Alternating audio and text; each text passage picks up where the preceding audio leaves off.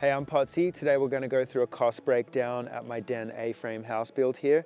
We're going to go through things from roofing to furnishing, appliances, and everything in between. So I did spend a little extra in certain areas here, but I also saved quite a bit in other areas.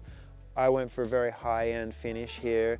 Everything from the insulation, things that you don't see that are high performance, to some of the furnishings and appliances may have been a little extra. But then I was also quite good about saving in other areas, like I did find some things on Facebook Marketplace. I did do quite a lot of the work here myself, from landscape gardening and lighting through to some of the actual labor myself. I also managed the project myself, which is a big saving. Buying materials, getting materials, being on site to check things are getting done. So project managing is an area that I saved a lot of money in. So today we're going to go through some of the costs on my build here. Hopefully it answers some of your questions, or maybe even inspires you to get some land and do a similar build yourself. So let's start with the cost of land here. I actually got a great deal on my parcel of land. It's 4 acres and I got it for $65,000. Part of the reason I got such a great deal is because I purchased it with the lot next door, where I'm also renovating an old house. So that was on the lower side for this property. One of the benefits of this property is that it came with existing septic and electric. I just had to make a modification to the electric system here. I installed a meter stanchion and a pole to get the service across the road, and that cost about $7,000. So one area I actually spent a significant chunk of money was the stonework. This is something that I decided to do primarily because I ended up doing this pier and beam foundation, and we were quite high off the ground with our build. So a way to make that really work aesthetically was to build this stone wall and use that as a retaining wall for the fill back there that holds our foundation in nice and tight.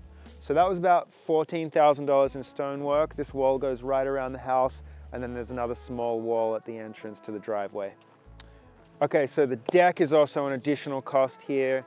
That was about $7,000 in labor and a few $1,000s in pressure treated material.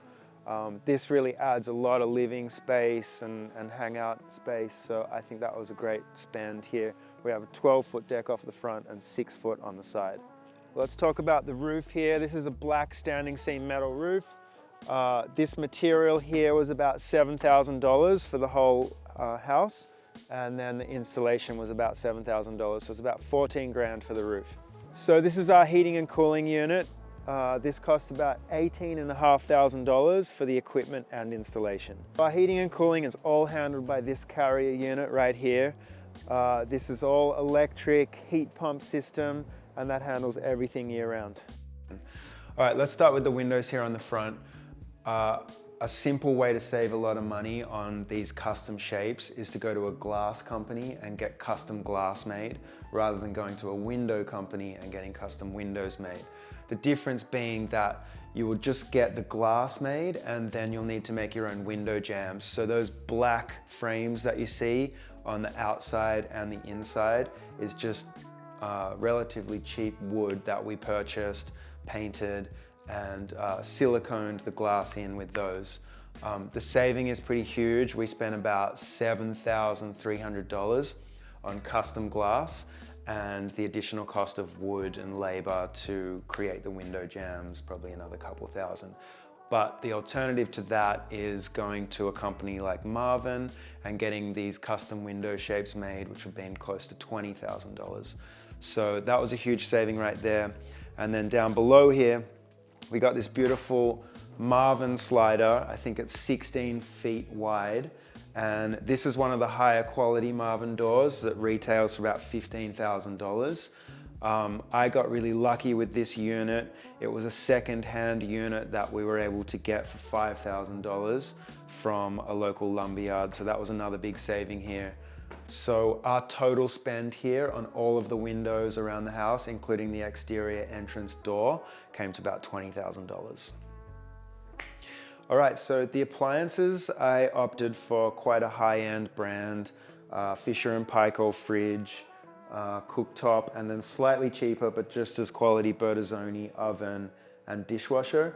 and then Bosch washing machine and dryer. So the cost of those is slightly higher than some of the cheaper brands, but the way I offset that was I found one of the units on Facebook Marketplace, the dryer actually. Instead of paying $1,400 and something for that unit, I paid $200 and kind of offset the rest of the costs here. I think the total spend was about $8,500 for all the appliances. So furnishing the house is obviously something quite personal, and there's a wide variety of spending that you can do here. For me, I wanted to sit somewhere in the middle, but leaning towards more higher end furnishings. So things like the couch, the side tables, chairs, lighting, dining table, the beds, the chairs, the rugs, TVs, and the desk, including the dinnerware. I would say my budget was around $15,000. I don't have an exact number for you guys, but I really think if you want the house to feel high-end, it's worth spending a little bit more. Obviously that depends on your budget, but for me, this is a rental home. I have a premium price on this for Airbnb, and I really wanted to make the experience high-end. So one of the more pricey items in this house is this tempered glass here. This stuff is not cheap at all. This ran me about $6,000, about $2,000 per piece installed, which is quite a lot. You know, I spent a similar amount on doing all of these custom windows at the front of the house here. So the sticker price got me a little shocked at first, but I figured it was worth the spend. Having this visually open and having the light come through, I think is really important. A lot of the light in this house comes through the windows here, and I wanted to make sure it made its way unencumbered down into the great room. I think if budget is tight on one of your builds, I would suggest doing a tension wire with a pole. I think that's probably the best way to get a similar effect in without blocking as much light.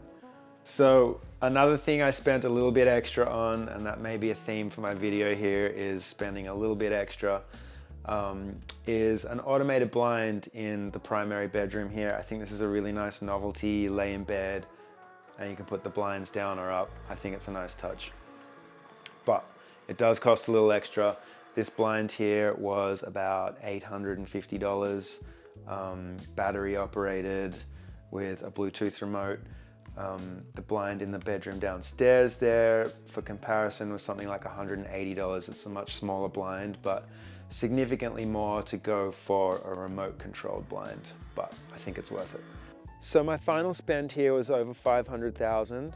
That's including the land, the landscaping, everything from electric upgrade, roofing, stone wall, really the entire spend, including furnishing.